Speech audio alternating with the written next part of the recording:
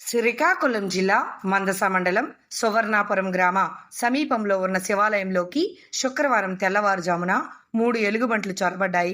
కార్తీక మాసం పౌర్ణమి సందర్భంగా గ్రామంలో ఉన్న భక్తులు తెల్లవారుజామున శివుణ్ణి దర్శించుకునేందుకు వచ్చేటప్పటికీ శివాలయం ఆవరణలో ఉన్న 3 ఎలుగుబంట్లను చూసి ఒక్కసారిగా భయాందోళన చెందారు. కాసేపటికే 3 ఎలుగుబంట్లు సమీపంలో ఉన్న తోటల్లోకి వెళ్లడంతో భక్తులంతా ఊపిరి పీల్చుకొని తమ పూజలను కొనసాగించారు.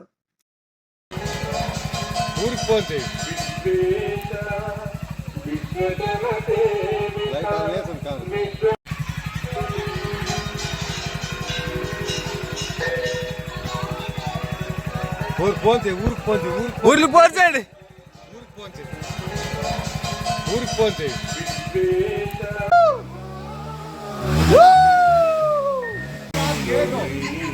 గేటు పిల్లలు